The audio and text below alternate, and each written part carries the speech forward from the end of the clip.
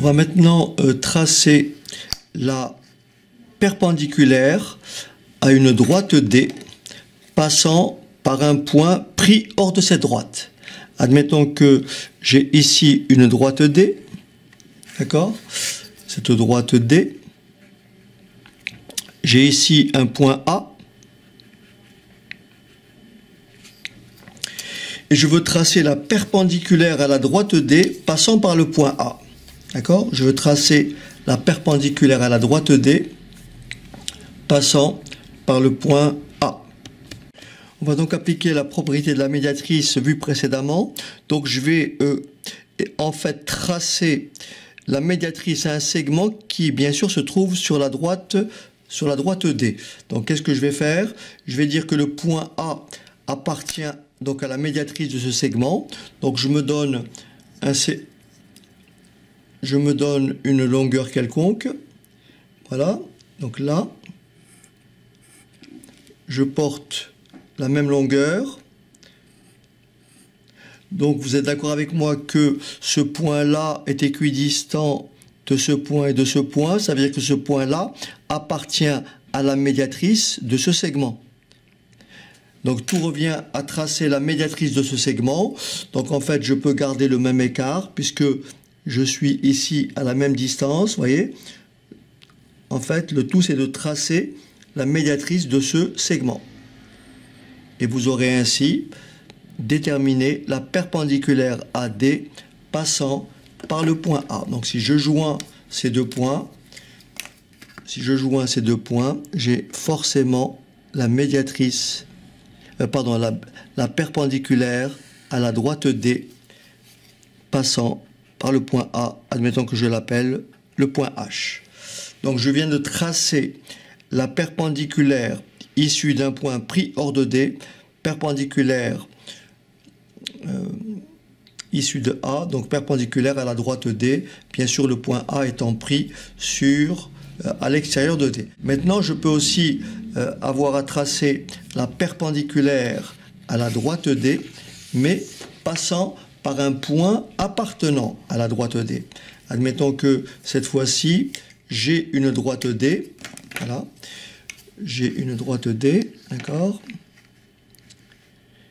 Et là, je veux tracer la perpendiculaire à D. Je veux tracer la perpendiculaire à D passant par ce point A. Perpendiculaire à D passant par ce point A. Donc l'idée c'est de dire, je vais considérer le point A comme le milieu de ce segment, vous voyez, tout simplement. Je vais considérer le point A comme le milieu de ce segment, voilà. Voilà. Il ne me reste plus qu'à tracer la médiatrice de ce segment. Et la médiatrice de ce segment, forcément, va passer par le point A et elle sera perpendiculaire à la droite D. Donc pour tracer la médiatrice, je reproduis le schéma précédent. Donc je prends un écart qui est bien entendu supérieur à l'écart moyen. Voilà. Donc, alors attention, voilà. Je ne suis pas du bon côté. Voilà. Voilà. Alors, je vais essayer de prolonger un peu plus. Voilà.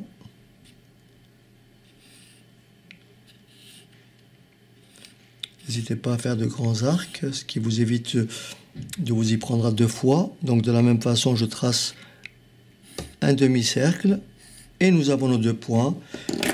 Et il ne me reste plus qu'à les joindre puisque ça sera ma médiatrice. Et bien sûr, comme le point A est milieu du segment, j'aurai donc une droite qui sera perpendiculaire à D en A.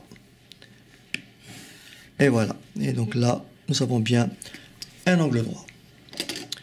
Maintenant, on va apprendre à tracer la parallèle à une droite passant par un point.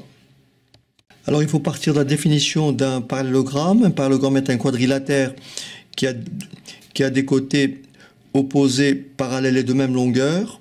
Donc pour tracer la parallèle, une parallèle à la droite D, plutôt la parallèle à la droite D donnée, la parallèle à la droite D,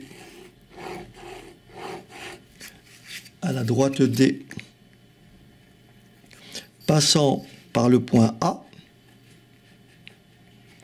En fait, pour tracer cette parallèle, comme ceci, d'accord? On va prendre sur D 2 points. Je vais prendre un point B. Je vais prendre un point B. Et un point C. Et on va tracer le parallélogramme ABCD. Pour ça, on va donc prendre notre compas. On va porter, puisque on sait qu'un parallélogramme a des côtés opposés de même longueur, donc je vais mesurer la longueur du côté BC.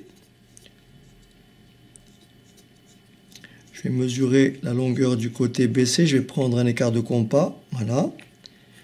Je vais porter BC ici. Donc je trace un arc de cercle. Donc tous les points de cet arc de cercle, alors attention, j'ai bougé, voilà. Voilà, tous les points de cet arc de cercle. Ah, à chaque fois ça bouge. Voilà. Donc tous les points de cet arc de cercle ont pour longueur BC. Je reporte mon compas et cette fois-ci, je vais prendre l'écart AB ou BA. Donc, je vais mesurer BA. Voilà. Voilà à peu près. Voilà. Et je porte ici le point D. Et donc là, j'ai bien sûr BA égale CD. Voilà. Donc, qu'est-ce que je viens de faire? Je sais que BC égale AD et je sais que BA égale CD. Donc, j'ai bien un parallélogramme. À partir de là, les droites BC et AD sont bien parallèles. Donc, je viens de tracer la parallèle à la droite D passant par le point A. Voilà. Je viens de tracer. C'est pas tout à fait précis. Je vous propose de refaire ça plus proprement. Alors, je vais m'y reprendre plus proprement. Je vais essayer d'aller un tout petit peu plus vite. Donc, j'ai ma droite D. J'ai ma droite D, d'accord? J'ai ma droite D.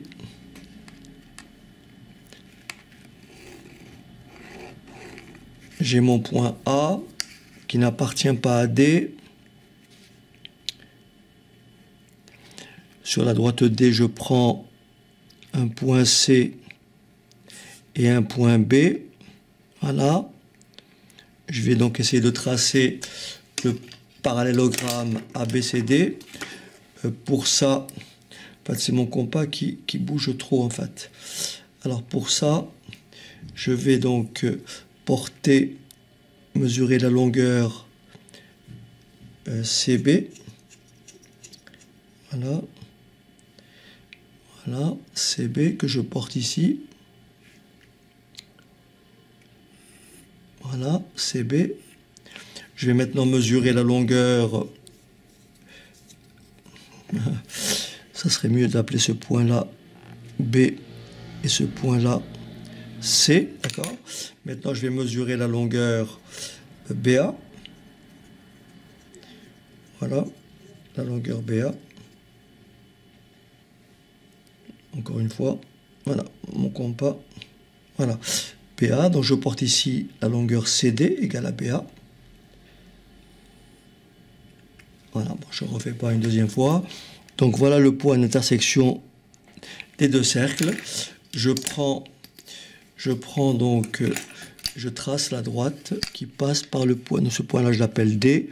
Je trace la droite AD Et normalement, cette fois-ci, ça devrait être un peu mieux. Donc, vous voyez, cette droite-là est bien parallèle à cette droite-là. Voilà. OK? Alors, bien sûr, si je trace mon quadrilatère ici, j'ai bien entendu un parallélogramme. Ça va de soi. OK? Voilà. Très bien. Donc, voilà pour tracer la parallèle à une droite passant par un point A pris hors de cette droite.